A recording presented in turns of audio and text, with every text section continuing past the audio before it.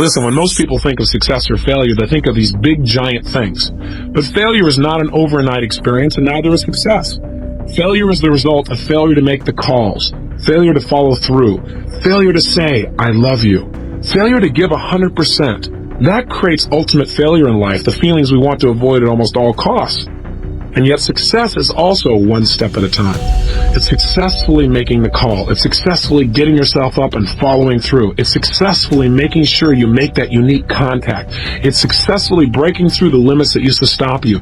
It's the culmination of all those little successes over a lifetime that eventually creates a life that we have total pride and joy in knowing is our own. And I'm here to tell you that anything you focus on a consistent basis, you put 100% of yourself into and you try and improve daily on, you will improve. You will get better. The problem is most of us in life do not control the power of our mental focus. In fact, most of us focus on things like, well, gosh, how come my life isn't working? How come this always happens to me? And if you focus on that enough, that's exactly what you'll experience in life. Whatever we focus on consistently, we tend to manifest in our lives. Don't you already believe that? My hallucination is you already do, or you wouldn't have picked up a tape program like this. The key is getting ourselves to live by these factors. Most people in life major in minor things. That is, they're focused on how to make a living instead of how to design their life. You may be wondering what drove me to want to really study success in this level of depth. In fact, a lot of people say to me, Tony, how did you become so successful? Well, I'm complimented by the statement, but my response usually is the same thing that drives all of us to succeed. One of two experiences, either inspiration or desperation. For me, it was more desperation. I grew up in an environment I did not like, and it started back as far as high school for me. I remember looking around and being dissatisfied. And by the way, if you're dissatisfied with some area of your life right now, instead of being frustrated, get excited. Because I got to tell you something, until you get dissatisfied, you won't do anything to really make your life at another level. Dissatisfaction is a gem. If you're totally satisfied, you're going to get comfortable, and then your life begins to deteriorate. But I found myself dissatisfied with my environment. I didn't like what I saw growing up. I saw my father working extremely hard as a salesman, 40 or 50 hours a week, and yet most of the time we were broke. And I didn't understand why. I remember what that did to him emotionally. And that drove enough pain inside of me that I thought to myself at that time, I don't want to ever have my family have to go through this. And I don't want to have to go through it myself ever again. I thought someday I'm going to master financial success so I can not only help myself, but the people around me. And that was a driving force for my success in that area. I remember going to high school, and I was not a real popular kid. But I really loved people, and I loved being around them, and I wanted everybody to like me. And a lot of people did, but I wasn't the most popular kid in school. But I thought someday I'm going to meet the most popular kid in school, and I'm going to find out what makes him so popular. He's probably one of the nicest, most warm and genuine people you could ever meet. I remember the day I met this kid. He treated me like I was dirt. Like, how dare I enter his space? And I thought, how could somebody who's this rude be this successful and having people like him? And it made me want to study what makes people like other people. I remember looking around at people in relationships, people who've been married 5, 10, 15 years, who aren't just hanging out together. They still have that passion, that drive for each other. They really loved each other 100%. It's like they were newlyweds. I remember one day going to my mother and saying, how come this is my fourth father? I'm just curious. And she told me an explanation I didn't quite understand at the time, but I can tell you one thing, it motivated me to want to make relationships work. So out of all of these things, what happened for me in my mind is I said, look, I don't like the way my life is. I want to make it better. And so somewhere in my mind, I linked up that what I should do is study success. And if you want anything in life, you got to make it a study. If you want to be successful, you got to study it, not leave it to chance. If you want to be happy, you got to study happiness. If you want to be wealthy, you've got to study wealth. If you want to be healthy, you got to study health. You can't just hope that things will turn out okay. You can see what hoping does for most people. Most people don't have what they want, and they just keep hoping it'll change. The bottom line for me is I went out and started studying success like a madman. I believe that if you will immerse yourself and focus on anything, you're going to get good at it. So I decided to get good at understanding how to make my life work. And I went out and read almost 700 books in the area of human development. Everything from your basic positive thinking to your more esoteric forms of change when I thought I was so sophisticated. The point is this. As I read all this material and I listened to tapes constantly, in my car, anytime I could, I tried to dump some good stuff into my mind. I went to seminar after seminar after seminar. Many of them were lousy. But my attitude was, hey, if I go to a seminar and all I get is one idea, it's worth my attending. Or if I go to a seminar and all it does is tell me what I already know, but I hear it another time, and now maybe by hearing it again, I actually now use it, what a concept, and maybe I can make my life work. And so I went for that strategy that repetition is the mother of skill. And I heard enough, and I read enough, and I watched enough, and I listened enough, and I poured so much good stuff in that you can guess eventually good stuff started coming back out. In fact, within a short period of time, I became totally successful. Now, we all have our own definition of success. But you can guess what mine was back then, growing up pretty poor financially. The answer was money. I figured, hey, if you make enough money, it'll solve all of life's problems. Is that true? Of course not. But if you make enough money, at least you can arrive at your problems in style. You drive up in your limousine to handle your problem. It's a whole nother world. Seriously, my point is this. I had really made it, I thought, by the time I was 19 years old. I went out and just used massive action. I read all these books, I listened to all this material, and I went out and just applied everything I could. And in a short period of time, I had this big company. I was written up in newspapers and magazines as this young entrepreneur. They called me Wonder Boy. My ego was exploding. And I had what I thought success was at that time in my life. I had a lot of money. I was making about $10,000 a month in income, which for a 19-year-old kid, for anyone, seems like a lot of money. Seems like a lot of success. But something interesting happened. And the interesting thing that happened was I'd never had that level of success before. I'd never had that many people liking me and acknowledging me. I'd never had that much money. I'd never had that kind of experience. It was beyond my comfort zone. Now, I'm not talking about consciously now. See, consciously, I thought I wanted more and better and all these other kinds of things, but subconsciously, I believe that most of us have a subconscious idea of what we think we deserve. Imagine it as if it's a thermostat attached to your brain. If we have a thermostat in this room and we set it at 68 degrees, and it's not hot enough in here, things aren't moving, it's not warm enough, and the temperature drops down to 62 degrees, what's going to happen? The heaters kick on. All of a sudden, what happens is anxiety. Your brain says, hey, we got to make it better than this. This isn't good enough for me. And sure enough, all of a sudden, you get this push, this drive to change things. And that's what happens in life when it's not good enough. When your life does not represent right now what you think it should be like. What's interesting, though, that most people don't realize is it happens on the other side, too. What do I mean? If you set it at 68 degrees, and all of a sudden things start going really well, hey, it starts heating up in here. We start cranking. If it gets up around 72, 73 degrees, what happens in this room? The air conditioners kick on, and you begin to sabotage your own success. And you drop right back down to where you subconsciously think you deserve to be in your relationships, in your economics, and your level of acknowledgement. Does this make sense to you? It doesn't make sense intellectually, but it does make sense when you start studying how human beings behave. And that's what I did. I began to sabotage my own success. How? I started to not show up for key meetings. I started to treat people harshly who didn't deserve to be treated harshly at all. I started eating like I was going out of style. I was never into drugs or alcohol, but I used food like it was a drug. If I didn't like how I felt, well, I just eat something. That was going to change how I felt. But then I looked in the mirror and I was getting fatter and I felt worse, so I ate some more. And it just didn't work. I got caught up in this vicious circle. So much so that within 2.5 months, I gained 38 pounds. That is not easy to do. You have to eat tons of food and not move very much to pull that off, which I managed to do. The bottom line is this, though. As I began to sabotage, it didn't stop with me. It started to affect everyone around me. I fired almost everyone in my company. I only had about 3 employees left.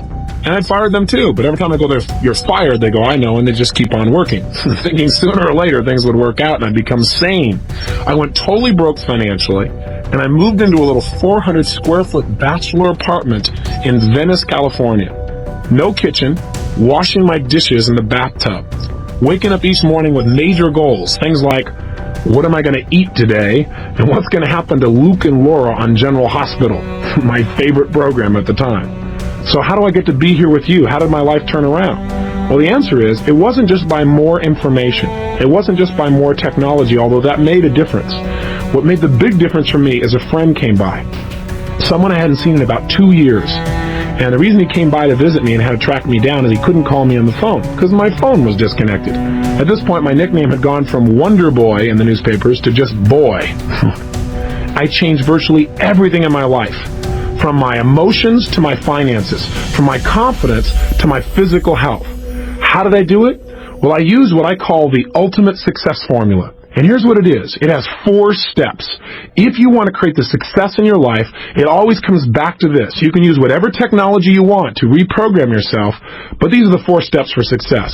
Step number 1, you've got to know your outcome. In any situation in life, you've got to decide right now, what do I want out of this situation in my life?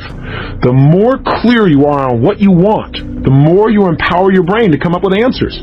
There's an old phrase that may have been overused, but I think it's pretty accurate. It says, clarity is power. You must get focused on what you want. And in this tape program, we have a goal-setting workshop that's going to help you to get precisely clear on what you want in your life, mentally, emotionally, socially, spiritually, intellectually, so that you have something that's the driving force behind your behavior. How can you use this first formula to make a difference in your life right now? How could just getting clear and knowing your outcome help you? Well, I believe when you know your outcome, you've empowered yourself. I mean, let's say, for example, you're in the middle of an argument. And have you ever gotten caught up in an argument where you're so caught up in it that you forgot what you were even arguing for, but you knew you had to win? I know I've been there. See, if in the middle of that argument you were to ask the question, hey, what's my outcome in this situation? You're going to probably find out your outcome is not to argue. The outcome you want is to resolve something. When you get focused on what you really want out of a situation, you empower your brain to use its resources to produce results right now. So get into that habit. The habit of asking yourself, what's my outcome? And throughout these 30 days, I'm going to constantly ask you, how can you use this? What I just said, what's useful about that for your life? What is your outcome in applying this in your own life? It's critical to continually focus on your target. Even if you're just going to buy to visit with a friend. On the way over to see a friend, ask yourself, what's my outcome? Maybe the answer is, well, just to have fun, or to make my friend feel really appreciated and loved. Now, if you know that's your outcome, your chances of having more fun or making your friend feel loved go up 1,000%, versus if you just go over and hang out and wonder why you're bored. Now, I'm not saying you have to be so goal-oriented that every minute you're trying to achieve something. I'm just saying it's useful to let your brain know the direction that you're heading. And everyone I know who succeeded had to start with getting clear on exactly what they wanted. Here's step 2 of the ultimate success formula. And by the way, step 1 I did. I decided what I wanted physically, financially, emotionally, in my business. I looked at everything spiritually. And once I knew, I had the first stage of my personal power. Step 2 to tapping your power is you've got to use it. That is, you've got to get yourself to take action and move towards the achievement of your goals. Now, what most people tell me is, but I don't know what to do. I don't know. What if I try and it doesn't work? All I can say to you is this. If you try and it doesn't work, you got an education. You're better off than where you were before because you now know what doesn't work. And you'll probably make a distinction or two that'll help you succeed even more. Most people in life have no idea what they want, but worse, a few people know what they want, but they don't do anything about it. They just sit around and hope, or say, someday, honey, we'll do this. Someday is now. Someday is here. I remember hearing a phrase years ago that said, the road to someday leads to a town of nowhere. It's a place you don't want to end up in. So you got to get yourself to take action. How do you do that? You decide. I hear people all the time saying, well, gosh, how do I change my life? And my answer is, decide to. Make a decision right now you're not willing to settle for anything less than you can be. That you're not willing to live the way you're living right now, no matter how good it may seem, that you're going to push yourself to the next level. Demanding more from yourself than anybody else could possibly expect is true power. And all it takes is deciding. Remember, the word decision in its original Latin root means to cut off from. When you decide, you cut off from any other possibility. The biggest trap that keeps people from taking action is their fear. Their fear of failure, their fear of success, their fear of rejection, their fear of pain, their fear of the unknown. But the only way to deal with fear is face it. Look it eye to eye and take action in spite of it. I'm sure you probably have heard of some of the seminars I do in which we teach people how to break through their fears and take action. And at the end of the seminar, they get a chance to use what they've learned to overcome a major fear and literally walk through fire between 800 and 2,000 degrees Fahrenheit. Now, a lot of people think it's crazy. Go, why would you do a thing like that? Well, it's not to teach people new picnic skills, and it's not mind over matter. Right now, you could walk through fire. I'm not encouraging you to. Make sure you hear me. But you could. It's absolutely possible. You don't need me to do it. You could also be up at 6 o'clock a.m. with total passion for living. You could also have the person of your dreams be in your life right now. You could also be earning what you're worth. You could also have more influence on your children than virtually anyone else. But few people do. It's not what we can do in life that makes the difference. It's what we will do. And we don't follow through because we don't know what we want oftentimes, and when we know, we're afraid to take action. Listen, fear can serve us. Fear isn't all bad. So it'll make us pay attention, as long as fear is a counselor and not a jailer. Make sure that you listen to your fear, make some more distinctions, and then get yourself to take action in spite of it. And I gotta tell you, breaking through fear is like anything else. It's like a muscle. In the beginning, if you try and lift a heavy weight, boy, you might say, gosh, I can't do this. But if you start small and you build every single day, for like 30 days, for example, then what's going to happen is every day you get a little stronger, and pretty soon it becomes effortless to do what used to feel like it was impossible. It's time for you to develop the muscle of making decisions quickly and easily and following through on them. Here's the third key element to the ultimate success formula. Once you know what you want and you get yourself to take action, do your actions always work? Of course not. Most people in life fail much more often than they succeed. In fact, the most successful people are the most successful people because they failed more than anybody else. I mean, think about it. Think about it in baseball.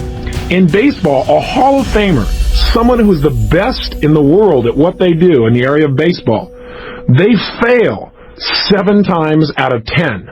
How'd you like to have a life like that? The bottom line is, to get in the Hall of Fame, they only succeed about 30% of the time. They failed more than 70% of the time. And you know what? That's how life is too. Hey, listen, in doing this taping with you and talking to you personally, I may not sound elegant all the time because I don't care. What I want to do is get across to you. I want you to get the message in your gut. That's what matters to me. If I say something that doesn't work, I'll just move on to something else. And I ask you to try the same thing in life. Most people in life, out of their fear of failure, don't try anything at all. That's ultimate failure. You got to get yourself to take action. You got to get yourself to follow through. And you got to be willing to notice whether it's working or not. That's step 3. Notice what you're getting from your actions. In other words, you know what you want. You got yourself to take action. Now notice, is it working? Am I getting closer to my goal or further away? Don't kid yourself or just keep taking action because, after all, you work so hard to do it this way, I might as well keep on doing it. So you don't want to get locked into tunnel vision. Remember, flexibility is power.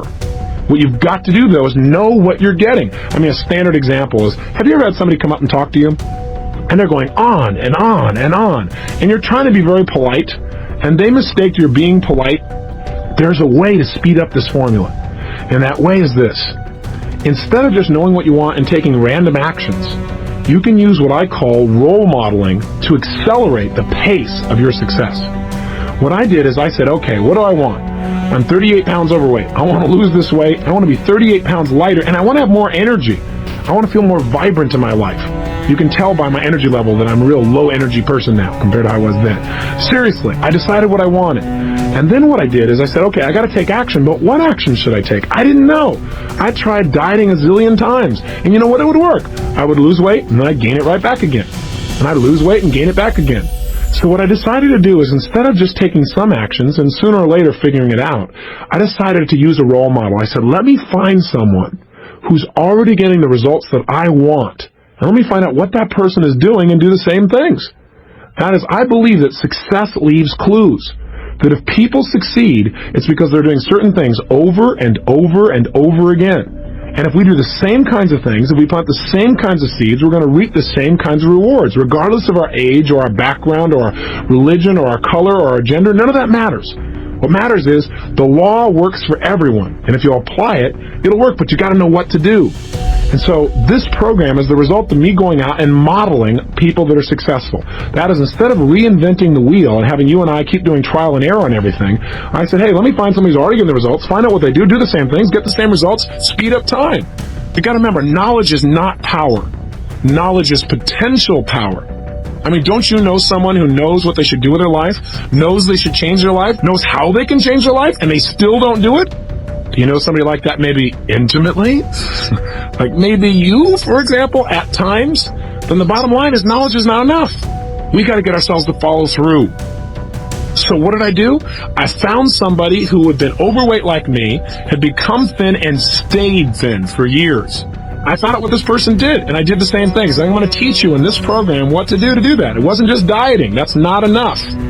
As a result of following through and taking the same actions, I lost 30 pounds in 30 days. I lost all 38 pounds in about 7 weeks, and I haven't gone back. And the reason is, I didn't just change my diet.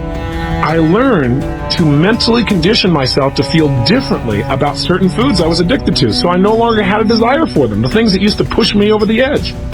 I did the same thing in the area of relationships. I found a man who had the woman of my dreams, and I talked to him and said, hey, how did you attract this woman? And I talked to her and said, why do you like this guy? Why are you in a relationship with him? And I began to find out certain things he did that made that relationship work. And I started applying some of the same things. And I did the same thing financially.